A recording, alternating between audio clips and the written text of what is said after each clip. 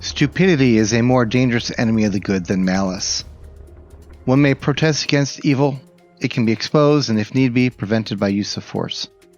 Evil always carries within itself the germ of its own subversion, in that it leaves behind in human beings at least a sense of unease. Against stupidity, we are defenseless. Neither protest nor the use of force accomplish anything here.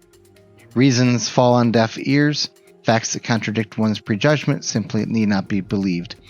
In such moments, the stupid person even becomes critical, and when facts are irrefutable, they are just pushed aside as inconsequential, as incidental. In all this, the stupid person, in contrast to the malicious one, is utterly self-satisfied and, being easily irritated, becomes dangerous by going on the attack. For that reason, greater caution is called for than with a malicious one. Never again will we try to persuade the stupid person with reasons, for it is senseless and dangerous. If we want to know how to get the better of stupidity, we must seek to understand its nature. This much is certain, that it is in essence not an intellectual defect, but a human one. There are human beings who are of remarkably agile intellect, yet stupid, and others who are intellectually quite dull, yet anything but stupid. We discover this to our surprise in particular situations. The impression one gains is not so much that stupidity is a congenital defect, but that under certain circumstances, people are made stupid, or that they allow this to happen to them. We note further that people who have isolated themselves from others, or who live in solitude, manifest this defect less frequently than individuals or groups of people inclined or condemned to sociability. And so it would seem that stupidity is perhaps less a psychological than a sociological problem. It is a particular form of the impact of historical circumstances on human beings, a psychological concomitant of certain external conditions. Upon closer observation, it becomes apparent that every strong upsurge of power in the public sphere, be it of a political or of a religious nature, infects a large part of humankind with stupidity. It would even seem that this is virtually a sociological, psychological law. The power of the one needs the stupidity of the other. The process at work here is not that particular human capacities, for instance, the intellect, suddenly atrophy or fail.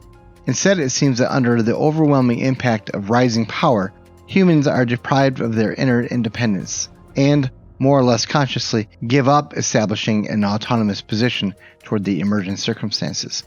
The fact that the stupid person is often stubborn must not blind us to the fact that he is not independent. In conversation with him, one virtually feels that one is dealing not at all with a person, but with slogans, catchwords, and the like that have taken possession of him. He is under a spell, blinded, misused, and abused in his very being.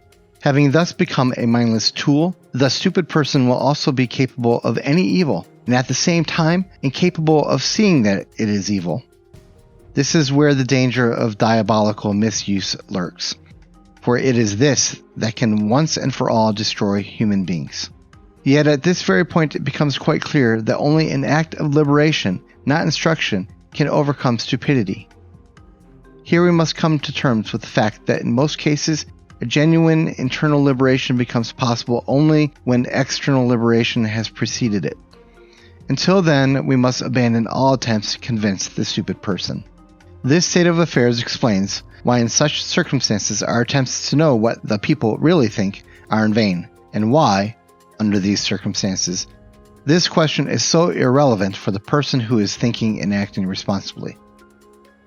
The word of the Bible that the fear of God is the beginning of wisdom declares that the internal liberation of human beings to live the responsible life before God is the only genuine way to overcome stupidity. But these thoughts about stupidity also offer consolation in that they utterly forbid us to consider the majority of people to be stupid in every circumstance. It really will depend on whether those in power expect more from people's stupidity than from their inner independence and wisdom. Dietrich Bonhoeffer, from After 10 Years, and Letters and Papers from Prison.